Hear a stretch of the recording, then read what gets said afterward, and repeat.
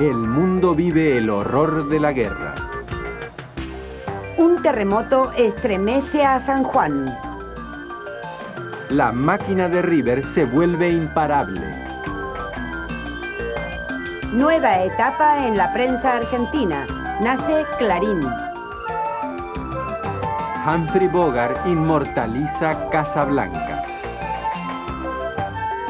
Surge el peronismo.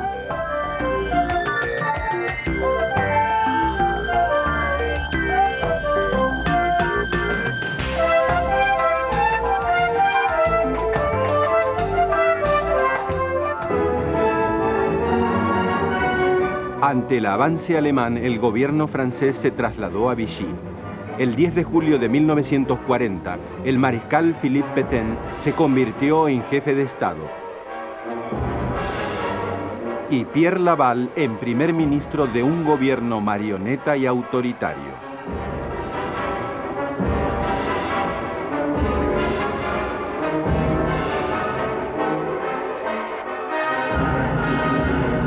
El armisticio de Compiègne había partido a Francia en dos. Al norte y al oeste, una zona ocupada por los alemanes. En el sur y en el centro, la llamada zona libre. El gobierno de Vichy se esforzaba por hacer méritos ante Hitler. Colaboraba con los nazis en la persecución de opositores y en el traslado de judíos al campo de Auschwitz.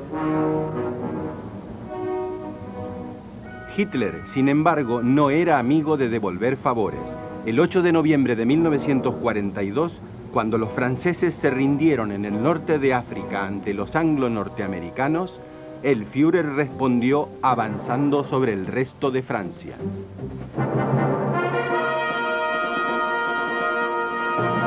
Pero existía otra Francia, la de la resistencia, que combatía por igual contra el invasor nazi y contra Vichy. La lucha clandestina de los maquis contaba con el apoyo del Comité Nacional de los Franceses Libres, presidido por el general de Gaulle en el exilio. La lucha de los maquis fue muy dura, pero incesante y heroica.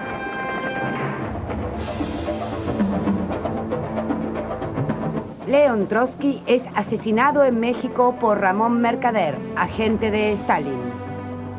Walt Disney realiza un clásico del dibujo animado, la película Pinocho. Charlie Chaplin estrena en Nueva York El Gran Dictador, una mordaz ironía del nazismo.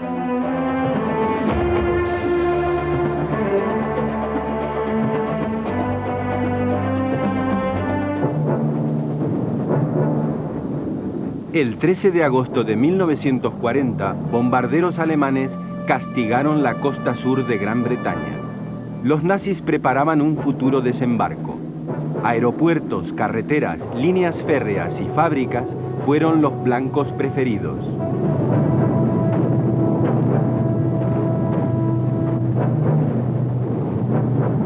La Fuerza Aérea Británica ofreció una tenaz resistencia e impidió a los nazis dar un golpe decisivo. Hitler dejó en suspenso la invasión, pero el combate en los cielos ingleses no cesó. Los ataques nocturnos se volvieron indiscriminados. En la noche del 14 al 15 de noviembre, Coventry fue arrasada. Más de 500 personas perecieron entre los escombros. En Londres, más de 1000 habitantes murieron en una sola noche, pero el pueblo inglés no se doblegó. Churchill, primer ministro desde 1940, prometía sangre, sudor y lágrimas, pero no dejaba de hacer la B de la victoria. En la primavera de 1941 se suspendieron los ataques nazis. Fue el primer gran revés para el imperialismo de Hitler.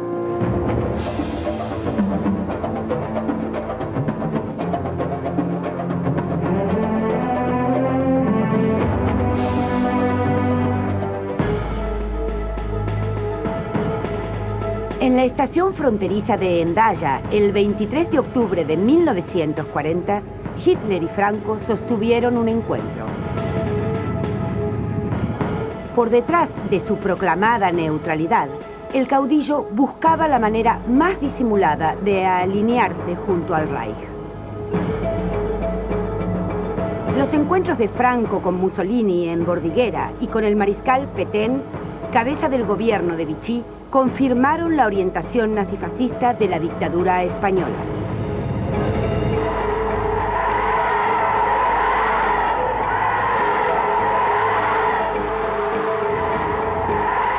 La otra España, la de los exiliados republicanos, se unió a la lucha contra el nazismo, especialmente en Francia, en la liberación de París.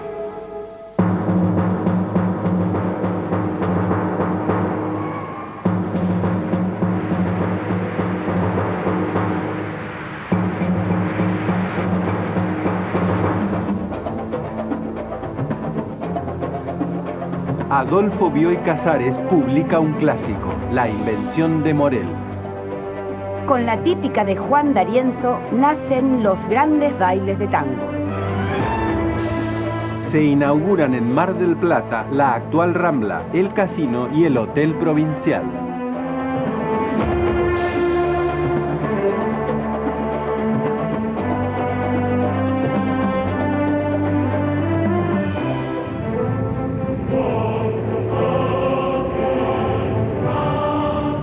El 22 de junio de 1941, los alemanes invadieron la Unión Soviética.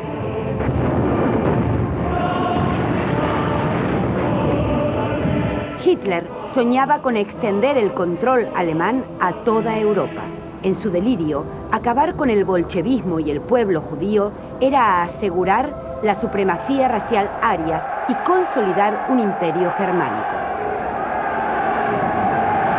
3 ejércitos del Reich penetraron en territorio soviético, entre el mar Báltico y los Cárpatos.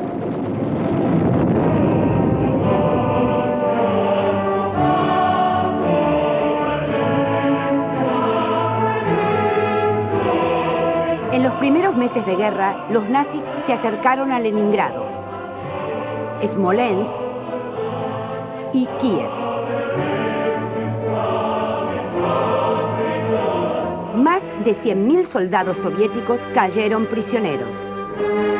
Aunque su objetivo era Moscú, Hitler optó por conquistar primero Leningrado en el norte y Crimea y la cuenca del Don en el sur. La batalla de Moscú no comenzó hasta octubre de 1941. A mediados de noviembre, cuando los nazis estaban a 30 kilómetros de Moscú, comenzó el invierno ruso. A 30 grados bajo cero y ante una resistencia popular denodada, los blindados y las armas automáticas sirvieron de muy poco. A principios de diciembre, el ataque contra Moscú quedó literalmente congelado. El Ejército Rojo aprovechó para lanzar una contraofensiva. Las tropas alemanas tuvieron que retroceder. El contragolpe soviético coincidió con otro hecho decisivo. El 7 de diciembre de 1941, aviones japoneses destrozaron la flota norteamericana anclada en Pearl Harbor, en la isla hawaiana de Oahu. Al día siguiente, Estados Unidos declaró la guerra al Japón. El 11 de diciembre, Italia y Alemania, aliados de Japón, declararon la guerra a Estados Unidos. La contienda se extendió por el mundo. La intervención norteamericana permitió a los aliados abrir nuevos frentes.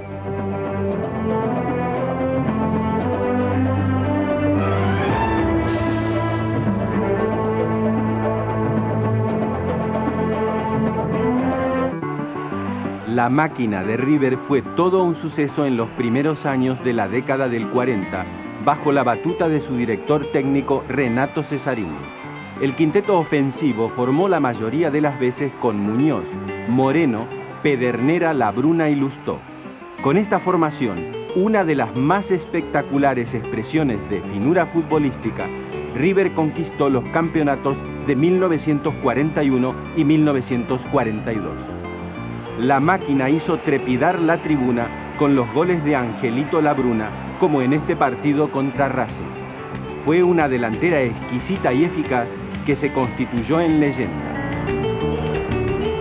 Aún hoy tiemblan los tablones.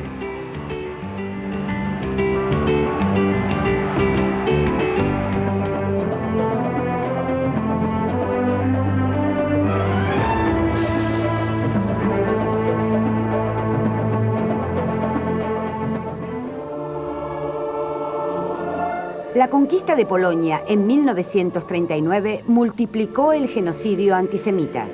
Pelotones de las SS sembraron el terror.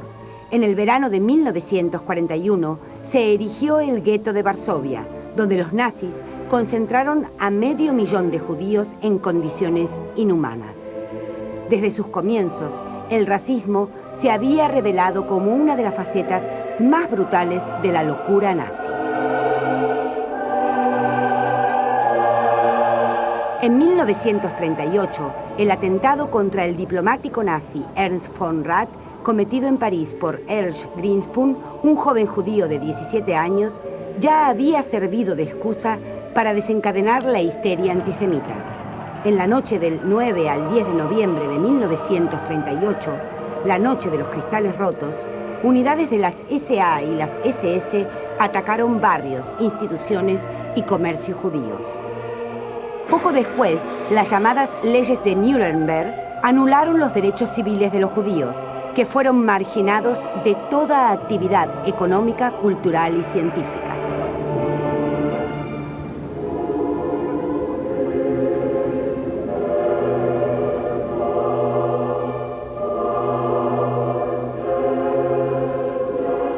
En enero de 1942, los más altos jerarcas del Reich decidieron la llamada solución final, es decir, el exterminio total de los judíos.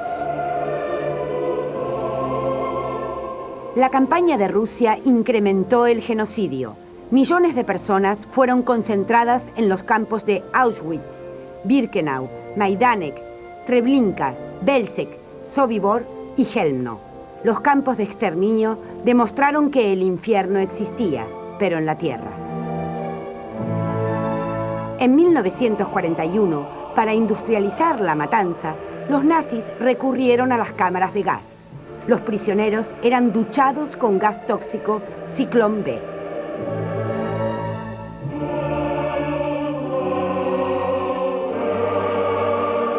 Los hornos crematorios hacían el resto.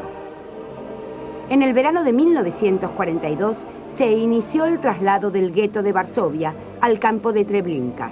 En 10 semanas, los trenes transportaron como ganado a 300.000 personas. Partisanos judíos organizaron un levantamiento en el gueto de Varsovia, pero fueron aniquilados a sangre y fuego.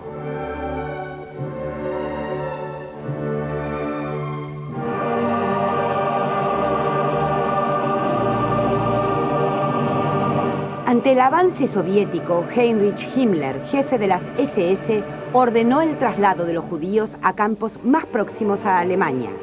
El hambre, el frío y los maltratos sembraron los caminos de cadáveres. Más de 6 millones de judíos murieron asesinados a manos de los nazis.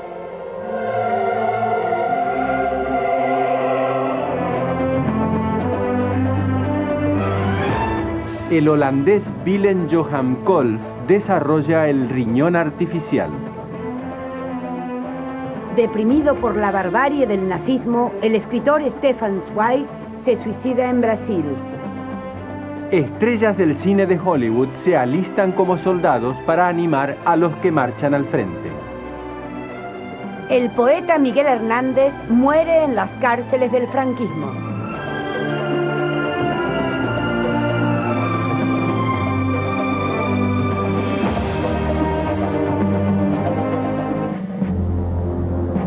Alemania, Italia y Japón, las tres potencias del eje, comenzaron a sufrir derrotas en 3 continentes.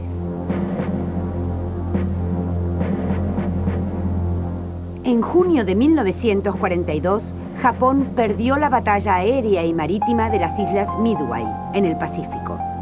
Después de invadir el sudeste asiático, los japoneses intentaron desalojar a los norteamericanos de sus bases en las islas Midway y destruir la flota allí estacionada. Estados Unidos descifró el código secreto japonés y averiguó los planes de sus enemigos.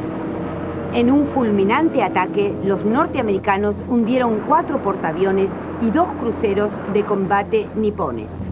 Para el sol naciente comenzó el ocaso. Estados Unidos ganó la ofensiva estratégica en el Pacífico.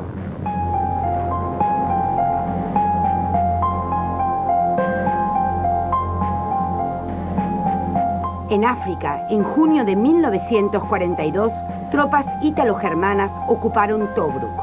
Era el paso previo para entrar en el Cairo. Pero el británico Montgomery detuvo a las tropas del eje tras lanzar una gran ofensiva en dirección a Túnez. En noviembre, las tropas alemanas comandadas por Rommel, el zorro del desierto, mordieron el polvo en el Alamein.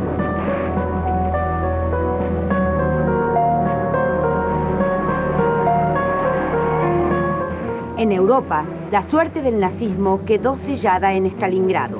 En septiembre de 1942, el sexto ejército alemán avanzó sobre la ciudad y penetró en su cinturón defensivo. La resistencia soviética fue tenaz. En una contraofensiva, el Ejército Rojo cercó a 250.000 soldados alemanes. El 31 de enero de 1943, von Paulus firmó la rendición nazi. La victoria soviética en Stalingrado se convirtió en una epopeya legendaria. En febrero, los jerarcas del Reich proclamaron la guerra total, pero sus ínfulas ya olían a derrota.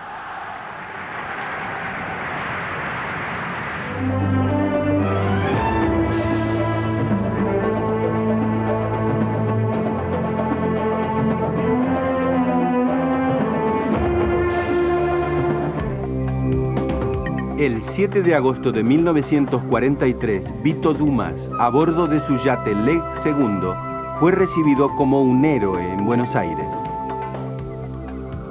Se agolpó para vitorearlo una gran multitud. Y en primera fila, su madre. No era para menos. El 27 de junio de 1942 se había largado para dar la vuelta al mundo en solitario y lo había logrado. En 272 días había cubierto 22.000 millas. Su epopeya comprendió 4 etapas: Ciudad del Cabo, Wellington, Valparaíso y Mar del Plata. Hasta había doblegado solo al temible Cabo de Hornos. En 1923, Vito Dumas había comenzado a entrenarse en solitario recorriendo el Río de la Plata. Su sueño era dar la vuelta al mundo sin más compañía que las olas y su propia tenacidad. Y lo hizo. Buenos Aires le abrió los brazos y lo apretó contra su corazón. Un periodista le preguntó, ¿cómo aguanta tanta soledad? El navegante solitario respondió, Dios me escucha.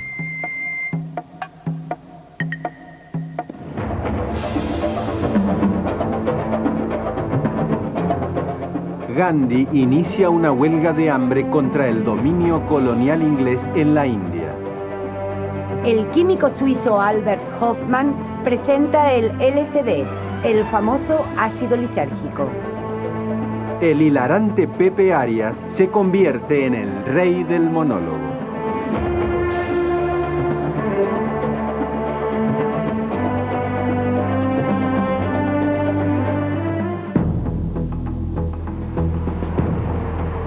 El 6 de junio de 1944, tropas aliadas desembarcaron en Normandía, Francia. Desde hacía tiempo, Stalin reclamaba a los aliados que abriesen un frente en Europa Occidental.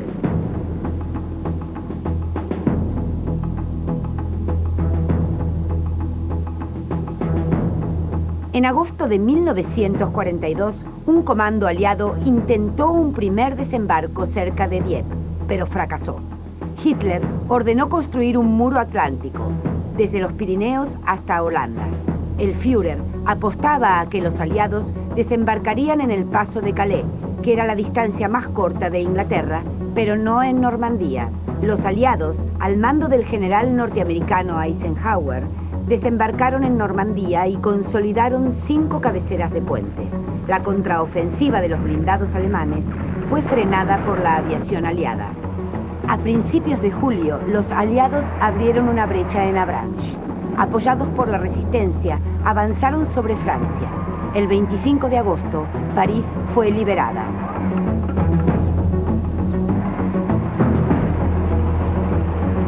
De Gaulle y sus hombres desfilaron por los campos elíseos y cientos de miles celebraron el fin de la ocupación nazi. El 3 de septiembre, mientras en París comenzaba la caza de los colaboracionistas, los aliados liberaron Bruselas y el 21 de octubre entraron en la ciudad alemana de Aquisgrán. El 16 de diciembre de 1944, Hitler ordenó una contraofensiva en las Ardenas, pero la maquinaria militar nazi ya estaba herida de muerte. Los maquis españoles inician la resistencia antifranquista en los Pirineos, pero serán diezmados. Se firman los acuerdos de Bretton Woods. El dólar se equipara a valor oro y nace el Fondo Monetario Internacional. Los británicos reprimen una insurrección comunista en Grecia. Ladislao Biro inventa en la Argentina la lapicera a bolilla. Nace la inolvidable Virome.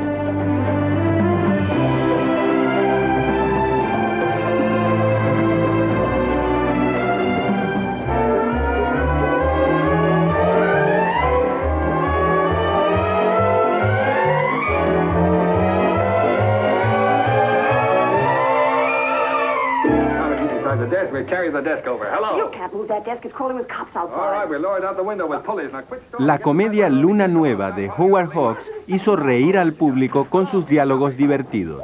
Con una trama situada en ambientes periodísticos, Cary Grant, el protagonista, se convirtió en uno de los grandes de Hollywood.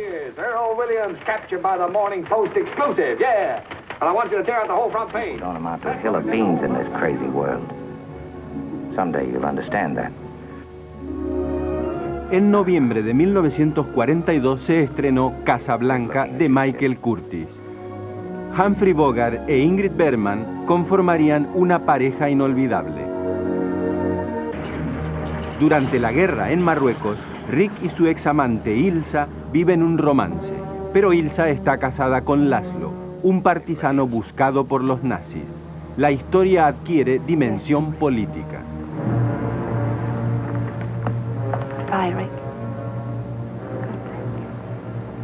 El final de Casablanca es el comienzo de un mito. En el aeropuerto, Rick renuncia a Ilsa y hace que ella y su marido puedan huir a Portugal. Bogart, un solitario con ciertos aires de cinismo, afronta impasible el destino. Come out, whoever you are. También hizo historia El tercer hombre, de Carol Reed. Joseph Cotten y Orson Welles fueron sus protagonistas. La melodía de una cítara nos lleva a un mundo de sordidez. Un escritor norteamericano busca en la Viena de posguerra a un amigo presuntamente muerto y descubre sus oscuras maquinaciones. Intriga y suspenso para desmitificar el concepto del héroe.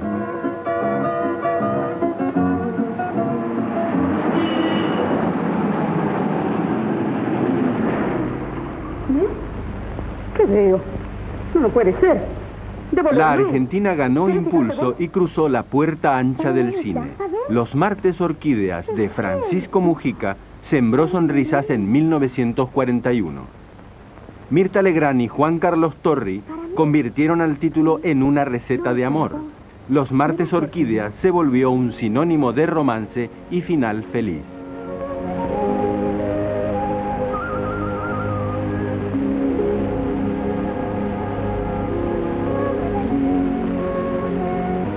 Flores para mí.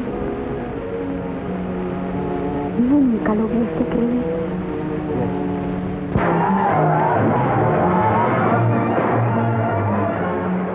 En 1942, Lucas de Mare dirigió La Guerra Gaucha, un clásico del celuloide nacional.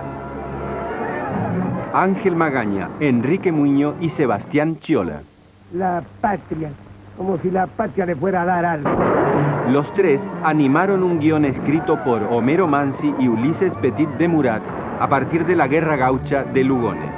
Fue todo un éxito. En la Argentina superó en público a Lo que el viento se llevó.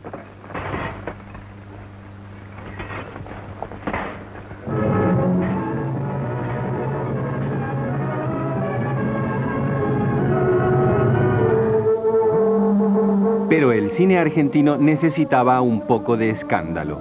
En 1946, Acompañada por Guillermo Battaglia, Olga Zubarry encarnó El ángel desnudo, dirigida por Carlos Hugo Christensen. Solo mostraba los hombros y de espaldas, pero ¿qué importa? Igual pasó a la historia como el primer desnudo del cine argentino.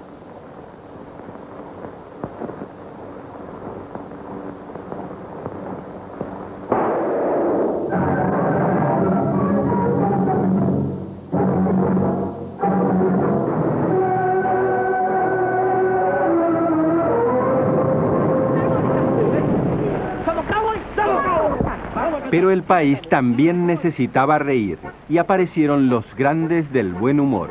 Juan Carlos Cambón, Selmar Gueñol, Guillermo Rico, el Pato Rafael Carret y Jorge Luz fueron nuestros hermanos Marx con una ventaja. No eran 3, sino 5.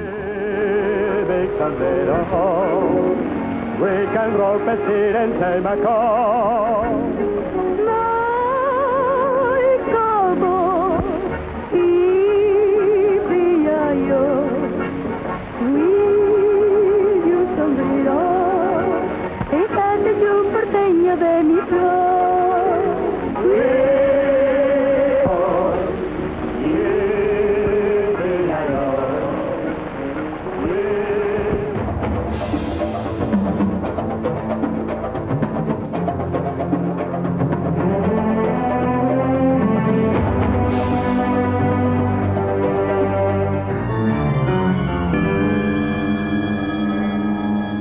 El 15 de enero de 1944, la tragedia se abatió sobre San Juan. A las 20 horas 50 minutos, un terremoto de 7,8 grados en la escala Richter cegó la vida de 10.000 sanjuaninos y redujo a ruinas más de 13.000 viviendas. Era sábado a la noche, el verano apretaba y la gente se aprestaba a salir. Un pestaneo de 30 segundos desató el infierno. Toda el área afectada, unos 200 kilómetros cuadrados, tenía construcciones de adobe o ladrillo cocido, con muchos años encima y ninguna prevención antisísmica. La catástrofe destruyó la estructura productiva de la provincia y cubrió de luto al país. Miles de personas en la calle, reparto de víveres por el ejército y escombros a cada paso configuraron el paisaje fantasmal de esos días, que parecieron interminables. Sin embargo, dotada de modernos requisitos antisísmicos, San Juan comenzó a renacer de las ruinas. El pueblo argentino supo responder con dinero, mantas y alimentos. Para recaudar fondos, numerosos festivales fueron organizados por la Secretaría de Trabajo y Previsión, entonces piloteada por un coronel de creciente prestigio. A poco más de 8 semanas del luctuoso suceso, os confieso, señor presidente, que esta suma, que pasa de los 33 millones de pesos, puede muy bien motivar el orgullo de todos los argentinos, porque en la elevada cifra está contenida la honda emoción de humildes y pudientes, de viejos y jóvenes, de mujeres y niños, que por igual han sentido en carne propia la enorme desgracia de nuestros hermanos de San Juan.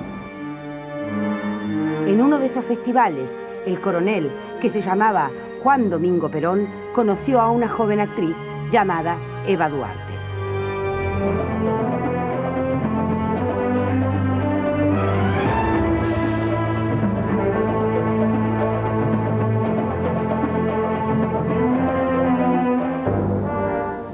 El 20 de julio de 1944 estalló una bomba en el cuartel general de Hitler, pero el Führer salió ileso.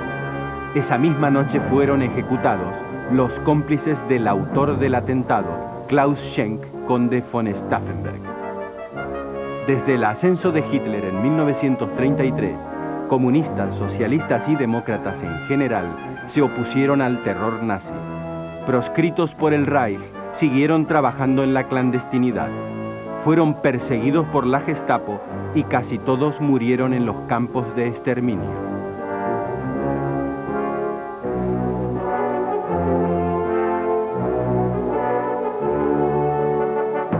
Un sector de la iglesia se opuso al nazismo, pero llevar hábito no eximía de la muerte. El teólogo Dietrich Bonhoeffer, por ejemplo, fue ejecutado poco antes de que terminara la guerra. También la Rosa Blanca fue un grupo de alemanes que lucharon contra Hitler.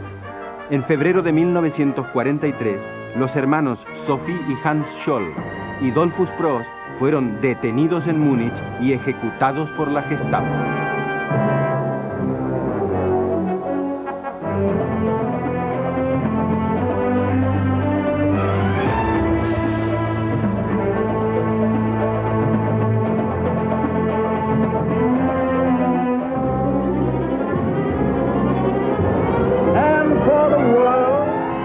En 1945, poco antes de que terminase la guerra, falleció el presidente norteamericano Franklin Roosevelt, el creador del llamado New Deal. Desde el crack de 1929, la economía norteamericana seguía envuelta en la crisis.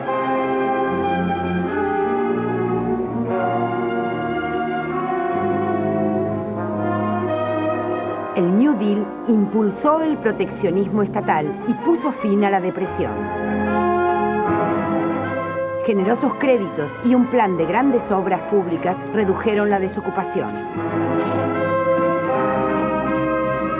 El New Deal fijó un salario mínimo y promovió la conciliación entre obreros y patrones. El pueblo de Estados Unidos reconoció en Roosevelt al artífice de la supremacía mundial norteamericana.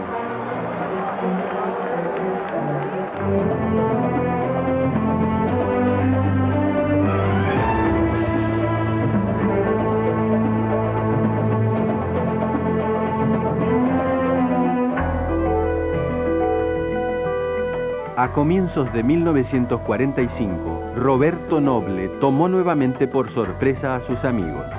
Él, que había sido diputado nacional y ministro de la provincia de Buenos Aires para abandonar finalmente la política y dedicarse al campo, decidía ahora vender todo y lanzarse a la aventura de editar un diario. El 28 de agosto de 1945 salió Clarín. Noble lo definió como una nota nueva en el periodismo argentino. En los primeros años, Clarín funcionó en un pequeño local ubicado en Moreno 840. La impresión de sus 160.000 ejemplares diarios se realizaba con linotipos y rotativas ajenas. Después llegaría la rotativa propia. Noble en persona la recibió en el puerto. Era la herramienta para consolidar un periodismo independiente. Tras su fallecimiento en enero de 1969, la dirección del diario fue asumida por su esposa, Ernestina Herrera de Noble. En sus 24 años al frente de Clarín, Noble lo encaminó decididamente a lo que es hoy, el primer diario en circulación de habla castellana.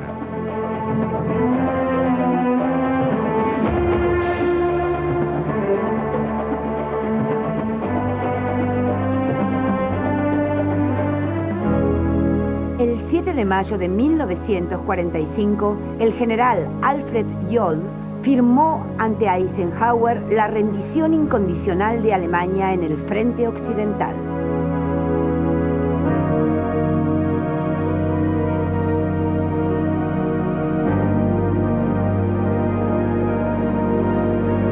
Antes, el gran ataque soviético iniciado el 12 de enero de 1945 ya había demolido el frente germano oriental. A fines de enero, el Ejército Rojo cruzó el río Oder y entró en territorio alemán. La ofensiva final anglo-norteamericana comenzó en febrero de 1945. El 7 de marzo, las tropas estadounidenses alcanzaron el río Rin. Los aliados también entraron en territorio del Reich.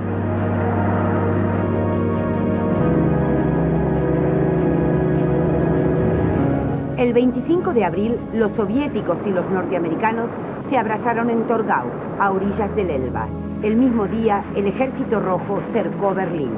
El avance soviético fue imparable. El 30 de abril, Hitler se suicidó en su búnker, en la Cancillería del Reich. La noche del 8 al 9 de abril, el general nazi Wilhelm Keitel capituló ante el mariscal soviético Zhukov. Tampoco los japoneses pudieron evitar la derrota. Desde la batalla de Leyte, en octubre de 1944, la flota nipona había quedado diezmada. La aviación norteamericana controlaba los cielos del Pacífico. Con la conquista de Iwo Jima y Okinawa a principios del verano de 1945, los norteamericanos avanzaron sin encontrar gran resistencia. El 26 de julio, el presidente Truman, junto con los gobiernos de Gran Bretaña y China, exigieron a Japón la rendición. El primer ministro nipón, Kantaro Suzuki, rechazó el ultimátum. El 6 de agosto de 1945, el bombardero norteamericano Enola Gay sobrevoló Hiroshima. Transportaba una bomba atómica. A las 8:15 la lanzó sobre Hiroshima. Los efectos fueron aterradores. Una tempestad de fuego arrasó la ciudad. 3 días más tarde, la aviación norteamericana descargó otra bomba atómica sobre Nagasaki. La humanidad conoció una nueva versión del apocalipsis, el hongo atómico. Unas 200.000 personas perdieron la vida.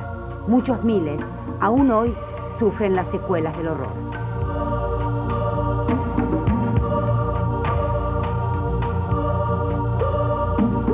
El 8 de agosto, Stalin declaró la guerra a Japón.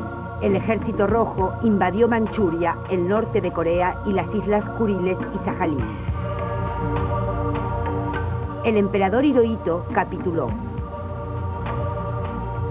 El 2 de septiembre de 1945, Shigemitsu, el nuevo canciller nipón, firmó la rendición a bordo del barco norteamericano Missouri. La guerra había terminado. En el siglo de los récords sería la marca más trágica, 55 millones de muertos. Millones de personas festejan el fin de la Segunda Guerra Mundial. Delegaciones de 51 países firman en San Francisco la Carta Fundacional de las Naciones Unidas. Los aliados aíslan diplomáticamente a España por su colaboración con el nazismo.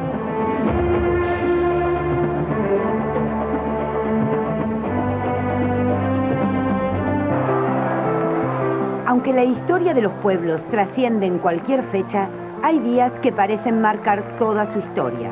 El 17 de octubre de 1945 marcó la historia del pueblo argentino. Sus efectos políticos aún perduran. Nació el peronismo. En 1942, poco antes de su muerte, el presidente Ortiz renunció. Lo sucedió su vicepresidente Ramón Castillo. El conservador Castillo sostuvo un enfrentamiento con el general Ramírez, su ministro de guerra, respaldado por los radicales. El 4 de junio de 1943, el general Ramírez dio un golpe, desplazó a Castillo y ocupó la presidencia. Había que allanar el camino hacia una salida electoral democrática, por más que no muchos confiasen en unas urnas que desde 1930 estaban maltrechas por tantos golpes y fraudes. En esos tiempos, la política argentina, dividida en aliadófilos y germanófilos, estaba asignada por la Guerra Mundial y las presiones de Estados Unidos para que el país le declarase la guerra a Alemania. Una corriente nacionalista del ejército se oponía a estas presiones. En marzo de 1943, con una ideología difusa que iba desde el fascismo hasta el nacionalismo a secas, un llamado Grupo de Oficiales Unidos, el GOU, donde figuraba el coronel Juan Domingo Perón, comenzó a actuar en los cuarteles.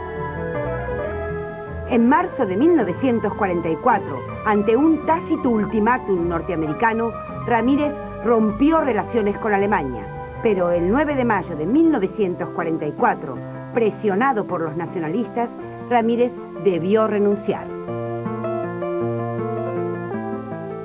El general Farrell, vicepresidente, ocupó el gobierno. El nuevo embajador de Estados Unidos, Spruill Braden, se convirtió en el referente de los aliadófilos. En agosto de 1945, la oposición convocó a una marcha por la Constitución y la libertad. La marcha nucleó a un variado espectro, desde conservadores hasta comunistas. Entre los manifestantes desfiló el embajador norteamericano Braden. Farrell nombró a Perón secretario de Trabajo y Previsión, ministro de Guerra y vicepresidente, cargos en los que desarrolló una intensa actividad. Las movilizaciones populares que se produjeron el 17 de octubre serían de esperar. Como secretario de Trabajo, Perón se había granjeado la simpatía de los obreros a través de importantes medidas como numerosos aumentos de salarios y proyectos que poco después se concretarían como la justicia de trabajo o el pago de las vacaciones. El sindicalismo argentino, hasta entonces animado por las propuestas de lucha de comunistas y socialistas, se aproximó a las soluciones inmediatas y concretas que les ofrecía Perón. El 8 de octubre de 1945, el general Ábalos pidió a Farrell que destituyese a Perón, señalado por la oposición como la eminencia gris del gobierno. Perón fue detenido y llevado a la isla Martín García y luego al hospital militar. Amplios sectores populares que no respondían a ningún partido tradicional, sino a un hombre y un proyecto, irrumpieron en la vida política. Marcharon a Plaza de Mayo y reclamaron la libertad de su líder. Los manifestantes, refrescándose los pies en la fuente de la plaza, se convirtieron en todo un símbolo. Cuando Perón volvió a la Rosada, la multitud lo aclamó. El país no volvería a ser el mismo. El gobierno convocó a elecciones. La opositora Unión Democrática, conservadores, radicales, comunistas y socialistas, entre otros, postuló la candidatura de Tamborini Mosca.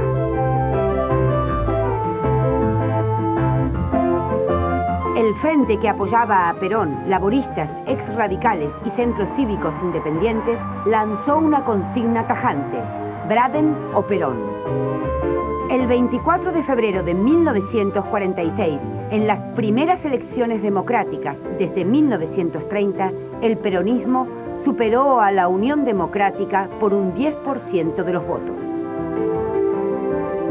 El 4 de junio de 1946, Perón asumió la presidencia y resumió su programa en 3 banderas: independencia económica, soberanía política y justicia social.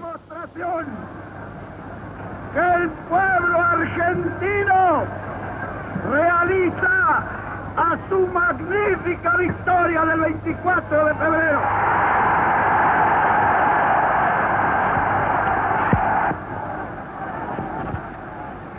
Que no haya falsos apóstoles,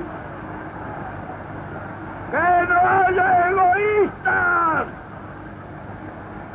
que no haya interesados, y que todos podamos continuar esta cruzada sin que ninguna de las fuerzas se disocien, para ser más fuertes, para servir a la patria y para sacrificarnos si es preciso el día que llegue la necesidad.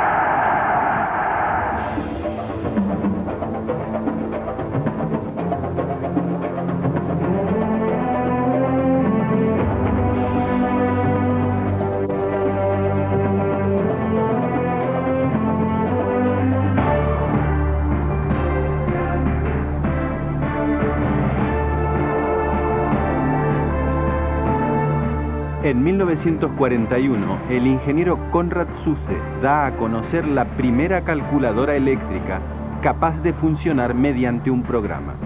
Basándose en los valores numéricos 0 y 1 del sistema binario, la calculadora ejecuta las 4 operaciones aritméticas básicas y saca raíces. 3 años más tarde, Howard Hathaway presenta la primera computadora a la Universidad de Harvard con un programa que resuelve cualquier problema matemático. De 2,5 metros de alto por 16 de largo, la primera computadora fue al portátil actual lo que el dinosaurio a la mariposa.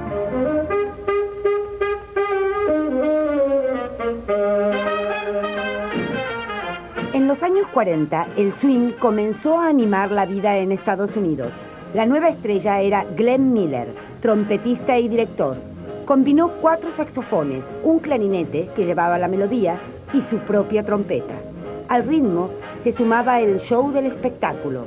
Todos los músicos iban de uniforme y el director como un duque de frac.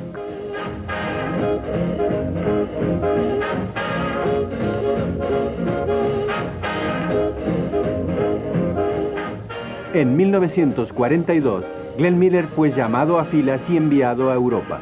Entre el frente y la retaguardia, Glenn Miller dirigió la Big Band de la Fuerza Aérea Norteamericana.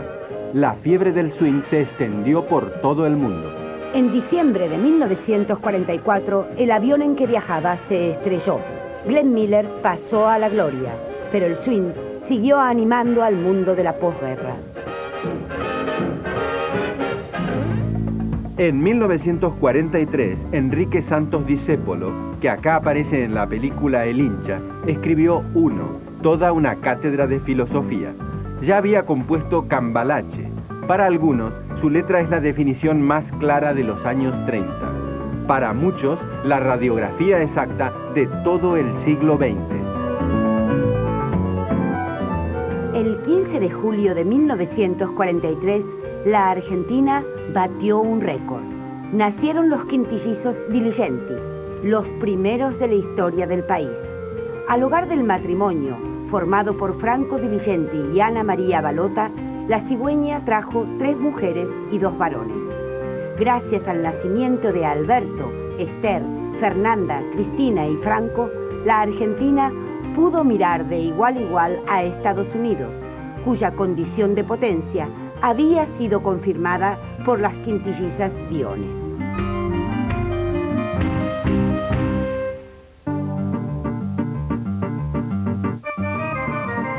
De Evita a la Libertadora.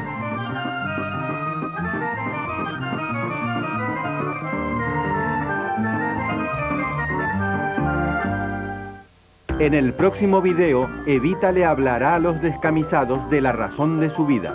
Pero su muerte, el bombardeo a Plaza de Mayo, la quema de las iglesias y el 5x1 troncharán un sueño. La Libertadora cambiará las reglas del juego como la Guerra Fría lo hará en Corea. En el cercano oriente nacerá Israel y allá lejos y a lo alto será derrotado el Himalaya, mientras el mundo irrumpirá en los hogares argentinos a través de la tele.